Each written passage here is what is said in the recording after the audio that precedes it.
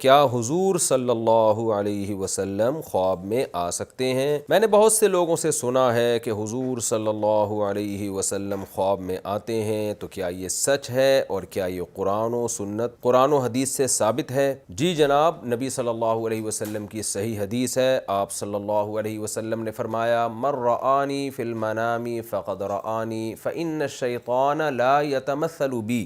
فرمائے جس نے مجھے خواب میں دیکھا تو تحقیق اس نے مجھے ہی دیکھا، اس لیے کہ شیطان میری صورت نہیں بنا سکتا۔ یعنی ہم جب کسی کو خواب میں دیکھتے ہیں تو ہو سکتا ہے شیطان وہ صورت بنا کے آ گیا وہ ہمارے سامنے، لیکن نبی نے بتایا کہ میرے معاملے میں شیطان ایسا نہیں کر سکتا، وہ میری صورت نہیں بنا سکتا۔ تو آپ کو اگر خواب میں لگے، یقین ہو کہ آپ نبی کو دیکھ رہے ہیں، تو یہ خواب سچا ہے، نبی ہی کو دیکھ رہے ہیں۔ لیکن اس بارے میں چند باتیں سمجھنا بہت ضروری ہے۔ پہلی بات، نبی صلی اللہ علیہ وسلم کو خواب میں دیکھنا یقیناً بہت بڑی فضیلت کی چیز ہے، لیکن اس سے زیادہ فضیلت یہ ہے کہ آپ کے اعمال درست ہوں۔ بعض دفعہ لوگ نبی صلی اللہ علیہ وسلم کی خواب میں زیارت کرتے ہیں اور یہ سمجھ بیٹھتے ہیں کہ ہم بہت نیک ہو گئے ہیں، حالانکہ وہ اعمال ان کے ٹھیک نہیں ہوتے۔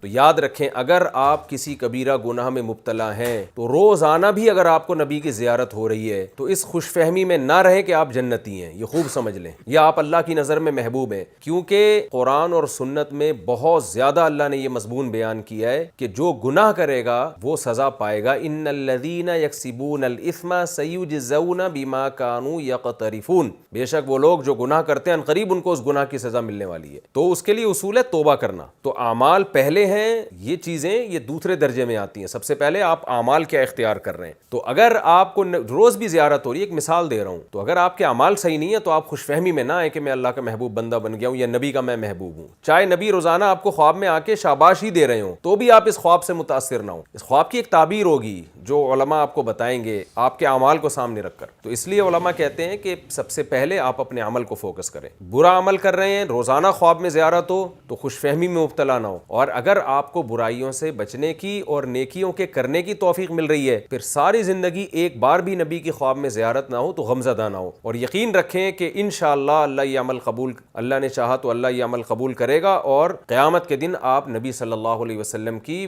بالمشافہ زیارت کریں گے۔ حوض کوثر پہ آپ صلی اللہ علیہ وسلم کے ہاتھ سے اللہ آپ کو پانی پینے کی توفیق عطا فرمائے گا، اور براہ راست آپ کی نبی کی زیارت ہوگی۔ خواب کے بجائے اللہ حقیقت میں آپ کو بروز محشر نبی کی زیارت کرائے گا، نبی کا قرب نصیب ہوگا۔ تو یہ میں نے ڈیٹیل اس لیے بیان کر رہا ہوں کہ یقیناً نبی کا خواب میں آنا ایک اچھی بات ہے، لیکن عمل پہلے ہے۔ لوگ ان چیزوں سے متاثر ہو کر عمل کو چھوڑ دیتے ہیں اور انہی چیزوں میں پڑھ کے رہ جاتے ہیں۔ تو نبی کے حکم کو پہلے فالو کرنا ہے، پہلے یہ خواب، یہ سب چیزیں بعد کی چیزیں ہیں۔ ایک بات تو یہ ہو گئی۔ دوسری بات یہ کہ یہ بات تو ٹھیک ہے کہ جس نے نبی کو خواب میں دیکھا اس نے نبی کو دیکھا، لیکن اس خواب میں نبی نے کسی کو کوئی حکم دیا یا کوئی بات کی تو اس خواب کی تعبیر نکالی جائے گی، اور وہ تعبیر ایسی ہوگی جو قرآن و سنت سے متصادم نہ ہو، قرآن و سنت سے ٹکرا نہ رہی ہو۔ اس کی میں ایک مثال دیتا ہوں۔ ایک عالم کا کسی سے بحث ہو رہی تھی توحید کے مسئلے پر، وہ بات کر رہے تھے توحید کی، اور جس سے مناظرہ ہو رہا تھا وہ بات کر رہے تھے شرک کی، یعنی وہ شرک کو اسلام میں داخل کرنا چاہتے تھے۔ تو کیا ہوا ہے کہ اس عالم کو نبی صلی اللہ علیہ وسلم خواب میں آئے، اور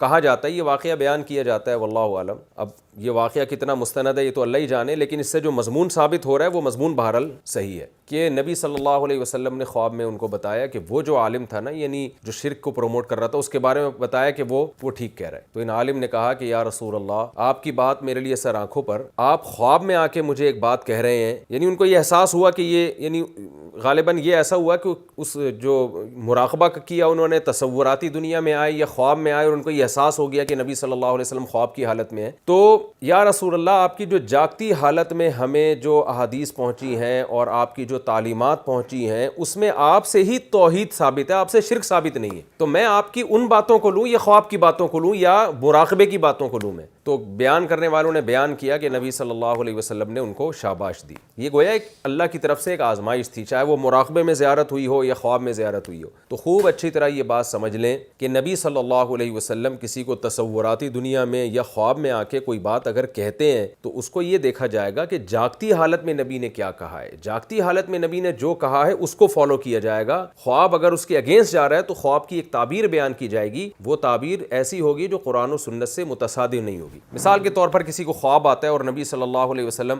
اسے داڑھی کاٹنے کا حکم دے دیتے، ایک مثال دے رہا ہوں، ایسا ہوتا نہیں ہے لیکن لیکن ایک مثال دے رہا ہوں سمجھانے کے لیے. تو ایسے آدمی کے لیے داڑھی کاٹنا جائز نہیں ہوگا، چاہے روزانہ خواب میں آ کے اس کو پیغمبر کہتے رہیں یا کسی اور ایسے کام کا حکم دیں جو جاگتی حالت میں جو نبی کی احادیث ہیں اس کے خلاف ہے. تو ایسے خوابوں کی ایسی تعبیر بیان، خواب ایسے ہوتے ہیں بعض دفعہ اس کی تعبیر بالکل الٹی ہوتی ہے، تو اس کی وہ تعبیر بیان کی جائے گی جو قرآن و سنت کے متصادم نہ ہو.